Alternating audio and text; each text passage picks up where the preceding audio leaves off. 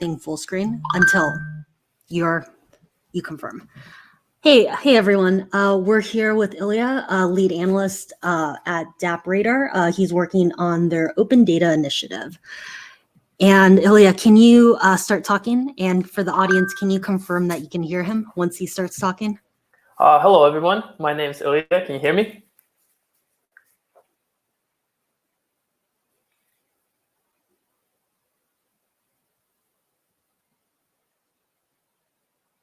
Hello. Awesome. So it looks like everybody can hear me. Hi, yeah, my name is Ilya Abugov. I'm the lead analyst at DappRadar. I also lead DappRadar's open data initiative, and DappRadar is kind of the go-to place for all things Dapp. So today, I want to talk to you a little bit about DeFi growth and our view for what's ahead. So DeFi has, ever since the summer, has kind of become the leading sector in the crypto industry. It has become the leader in terms of kind of measurable statistics like transaction volume, total value locked. We're seeing active user wallets pop up on it, but we also see kind of excitement grow around that sector, right? Media mentions are up. We see developers building, we see investors get excited. DeFi has really become sort of the big magnet that's been catalyzing the industry as a whole over the past, I want to say 6 months. And it's really become kind of the key moniker that everybody's kind of, attracted to. Within that, Ethereum has kind of been the number one player. To some extent, it had a head start. It had an advantage. Some of the older Ethereum dApps are what are now known as DeFi dApps. So you think MakerDAO, Compound, Aave, they were around for some time before kind of DeFi became what it is today. And so, it had a little bit of a head start. And now if you look at the statistics for kind of transaction volume, active user wallets, total value locked, Ethereum is way ahead of everybody in DeFi. And that really shows. And one of the things that's started is that because of the composability of a lot of the Ethereum dApps, as you've seen that, they kind of integrate and they work well together. Ethereum has started to build somewhat of networking effects. Ethereum is where users are, where the developers are, where capital is. As you've seen, total value locked. That's where capital goes. And so, new developers, new investors, when they start looking, kind of they're drawn more to Ethereum, and that's what I mean by networking effects start growing, and that's a very important dynamic. As part of that, we're starting to see, Bitcoin flow onto the Ethereum DeFi ecosystem more and more. Bitcoin, is the largest asset by market capitalization in the space, and so it's very important for that those users and that capital can kind of flow into the Ethereum DeFi. There's not that many opportunities for high yield for Bitcoin holders, and so Ethereum provides them a great opportunity. The wrap BTC asset has become kind of the number one leading tokenized BTC on Ethereum, but it's a custody solution. We've seen kind of non-custodial or decentralized solutions pop up as well. I think Ren BTC is the leader right now, but there are others popping up more and more, like Key, and that's another growing trend. Tokenized Bitcoin and Ethereum has surpassed 1 billion, and that's a growing trend. And what we'd expect to see is that eventually other kind of asset ecosystems also start forming bridges towards Ethereum DeFi and other ecosystems, because DeFi offers great yield, and that's kind of the growing trend that becomes more and more important for users. However, kind of the big issue with Ethereum has popped up as its usage begun to grow. Ethereum has scalability limitations as it has become kind of more used. Gas prices have shot up, and that's really changed a lot of the dynamics on the network. One, it has totally decimated the gaming sector. And the other, it's also started to affect the dynamics in DeFi. On one hand, for the bigger players that are moving large volumes, even higher gas costs don't mean that much. But for retail users, for smaller players, that does really start to eat into their profits. And what it starts doing is kind of pushing out the smaller players, the retail players, and further centralizing this space. And I'll talk about this later, but we've seen that, DeFi to some extent is a little bit exclusive. It's a little bit of a whales game, and gas costs going up does not help that. On the other hand, we have seen kind of layer 2 kind of get second life because of this. A lot of the projects have been forced to start looking at layer 2 solutions, even with Ethereum 2.0 coming. It was first, kind of games started looking there, but now we see more and more DeFi projects are looking that way. Kind of there are two main camps. There's Plasma with projects like Matic Network, and then there's the rollups with optimistic rollups like Optimism, ZK rollups like Starkware, and we now even see kind of privacy-focused rollups, so like AdStack. So, given recent comments coming from kind of the Ethereum developers, it feels like, the layer 2 solutions are becoming more and more important. We're seeing more and more projects like DYDX, Synthetics, Loopring. They're experimenting and working with these solutions, and so that looks to be becoming a very important trend for DeFi as well. But let's talk a little bit about where that growth has been coming from, right? So everybody, the big excitement in this space has obviously been around liquidity mining and governance tokens. So liquidity mining actually started really before the big governance token boom. We'd have to point to Synthetics and kind of their change of their tokenomics to kind of the start of really exciting liquidity mining. But this really didn't become popular until Compound kicked us off in the summer to distribute their governance token. And so for DeFi over the last few months, liquidity mining and governance tokens have kind of gone hand in hand, where projects have used kind of a launch or an issuance of their governance tokens coupled with liquidity mining distribution to really get the community involved, to get some excitement, and to boost liquidity. Now, this has started with some of the bigger projects, like I said, Compound, Balancer, then we've seen projects like Curve get onto this, but we've also seen like a large wave of what were called the food meme projects, and these were kind of quick forks with some of them with minimal testing that use liquidity mining to kind of bootstrap liquidity. Liquidity is incredibly important for DeFi. It's kind of the essence of a lot of these things. And so the fact that liquidity mining proved so effective for kind of bootstrapping liquidity kind of gave life to this DeFi momentum. And so we've seen a number of these food meme projects. Sushi was probably one of the more important and famous ones because it created this kind of competition with Uniswap. But we've now seen a whole host of these projects, and this looks to be kind of an ongoing, continual trend.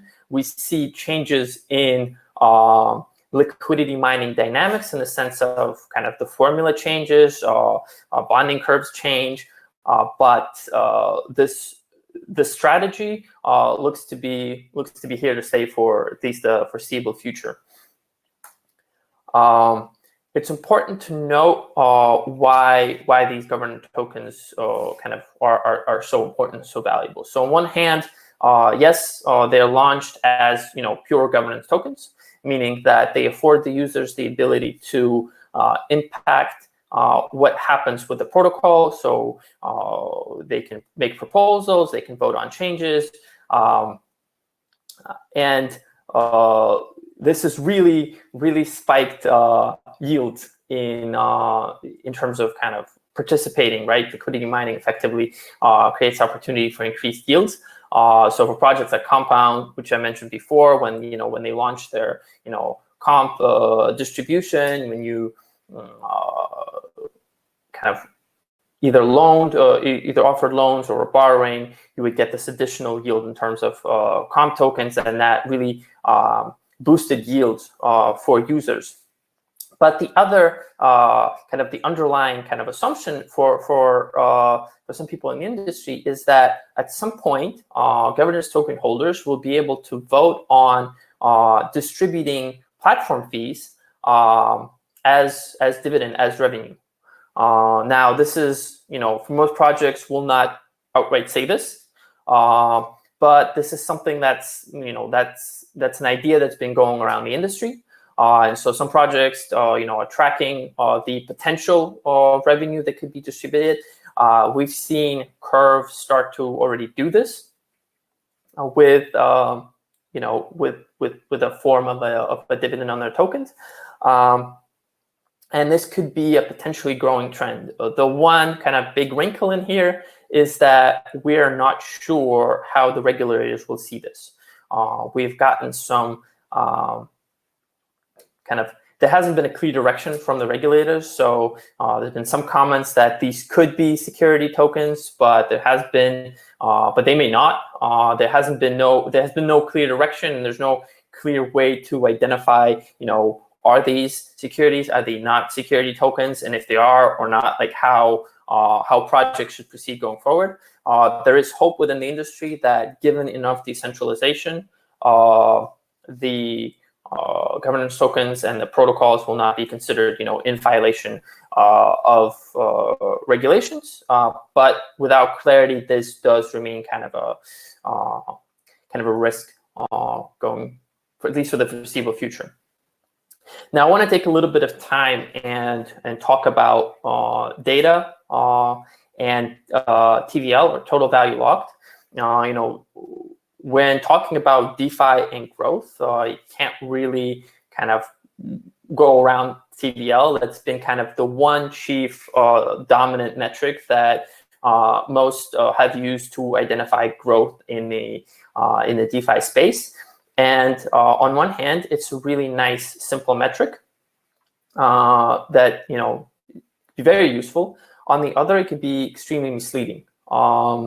And so I want to talk a little bit about it. So what is total value locked, right? It measures the value of assets locked in the smart contracts of a given dApp. Now, usually that value is tracked in US dollars. And that's very important, right? Because that means that total value locked is incredibly sensitive to price moves. Let's take MakerDAO as an example. MakerDAO, users lock lock certain assets as collateral, mint their DAI, and the assets that they lock as collateral get counted towards TVL. Now, the good chunk of those assets are ETH, and ETH, as you know, is volatile. So during the summer, the price of ETH near doubled. Now, given the formula, right, that we're looking at the sum of balances multiplied by price, you can see that there's a situation where you can see price doubling, but the actual amount of assets on the smart contracts either staying the same or even decreasing, and TVL going up. And that kind of creates a false perception of growth. The other the other way is also true. You could see kind of TVL going down, where nothing's really, nothing's really happening within the dApps except for price volatility of the underlying assets. And we have seen that over the past few months. So during the summer, we have seen this dynamic unfold. And so we create at DappRadar, we created an additional metric. We call it adjusted TVL, where we actually remove this price effect from the TVL equation. The way we do it is that we take a window, usually it's 90 days, and we fix prices for all assets as of the beginning of the 90-day window. And then we recalculate all TVL with those fixed prices. What that gives us is the dynamic of prices of assets actually moving in and out of the DApp. So we've seen during kind of the summer months that oftentimes TVL was going way up, but the actual growth of assets was a lot slower. There were points where TVL was going to 10 billion, and adjusted TVL was about 6, right? So we're talking about a 4 billion difference created just by the price effect. The same has been kind of the reverse has been true early in the fall, where we've seen TVL is going down, and we've seen the headlines saying, well, is DeFi done? While when we look at adjusted TVL, it's really either going flat or even sometimes going up, right? So we see that it's not something happening in the DeFi space per se, but price moves.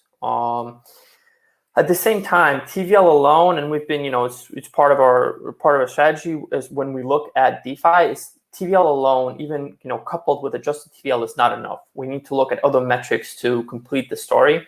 So one of the important metrics that we look at is active user wallets. One of the metrics we at DappRadar use for almost since the beginning, and it's a metric that can help us identify is it confirm or kind of question the trend, right? So for example, when TVL is going up and active user wallets are going up, it kind of confirms the growth trend, right?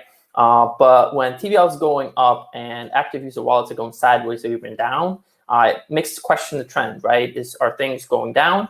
Coupled with other metrics, makes us think that the retail sector is kind of slowing down, it's being priced out a little bit, and it's becoming more of a whale game. And this is something I talked about earlier, and you can kind of see it a little bit in the statistics. But the key thing here is that I want to kind of convey, it's not enough to look at one statistic on its own.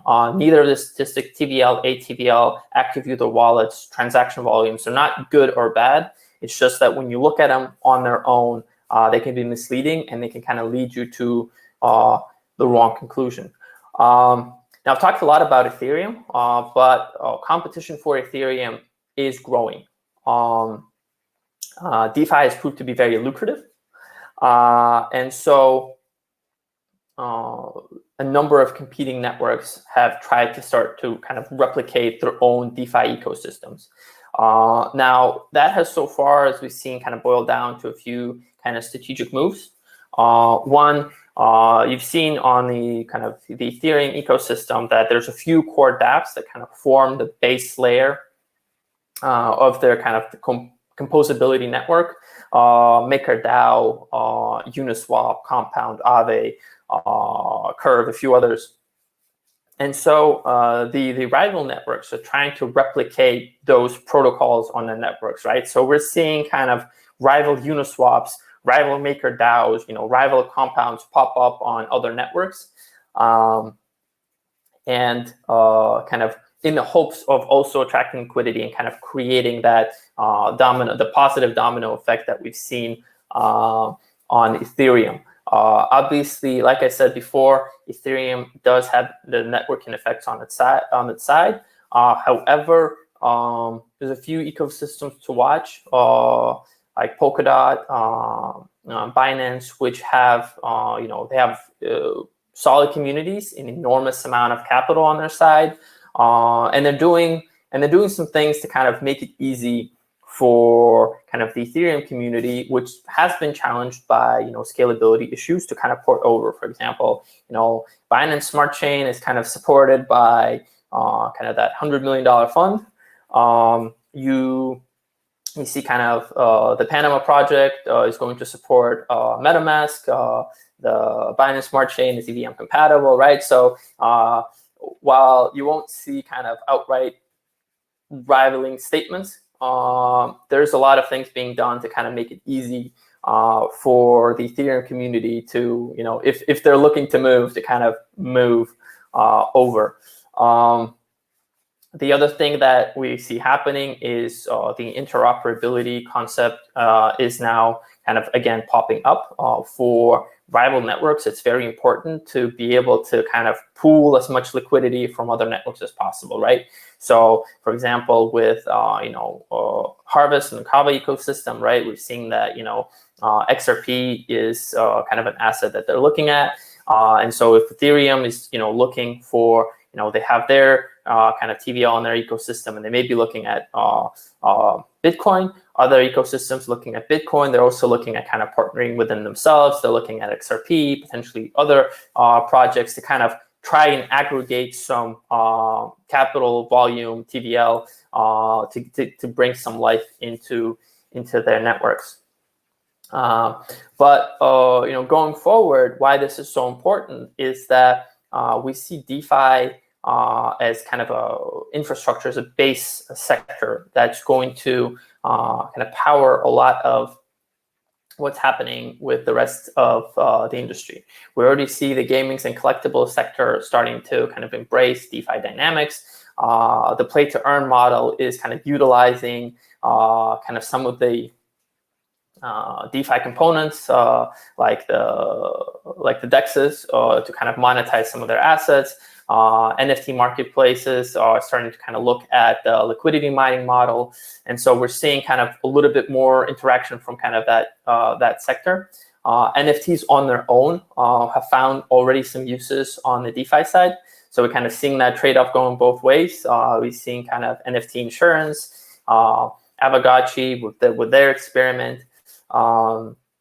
And we expect to, at some point, see NFT assets become accepted as collateral. I wouldn't say it would be all assets, but for certain kind of collections, for certain artists, we'd expect that NFTs of high net worth would start at some point become accepted as collateral on some applications. And like I said, going forward, we see DeFi kind of interconnecting a lot of different sectors. Finance, decentralized finance, its main purpose is to kind of facilitate the flow of capital, flow of assets, to optimize the flow of resources. And so right now we see a lot of kind of internal movement within the DeFi sector, but going forward, we expect that to kind of spread and connect, games, social, and other sectors that could utilize kind of a lot of the tools and components that are kind of being built right now in the DeFi sector. And I think that's why a lot of the networks are chasing this the DeFi sector, and why it's been kind of the big catalyst for Ethereum. So that's our view going forward. Thank you very much. And right now, I will take a look at some of the questions. Right. So from what I see, is there any plausible reason why governance tokens should have value? So that's kind of why I mentioned the revenue component. Hypothetically, if we see platform fees being distributed to governance token holders, they effectively become kind of revenue-bearing assets.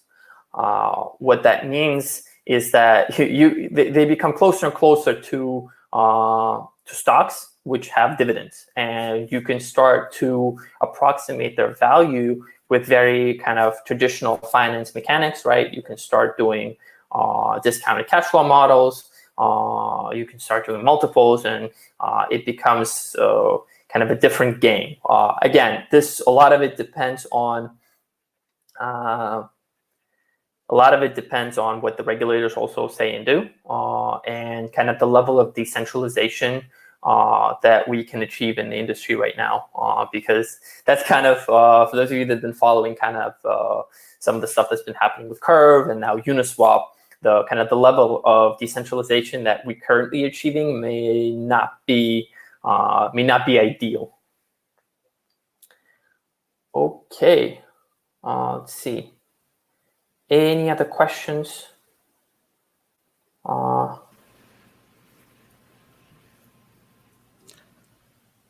Cool. So if there are no more questions, I think we are good and we can actually transition to the next talk. Do you want to drop in your Twitter handle or anything so people can follow you? So my Telegram and my email are on screen. If anybody wants to reach out, you can reach out via those or via LinkedIn. That would be the easiest way. If you have any questions going forward, feel free to reach out. All right, perfect.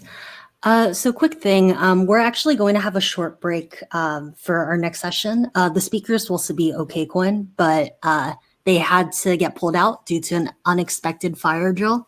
So they won't be speaking at 4 p.m. today, but we will have more sessions later today, which are actually pretty good. So do come back after 30 minutes. And Ilya, thank you again for doing this. This was great. Thank you. Yep, thanks. Bye.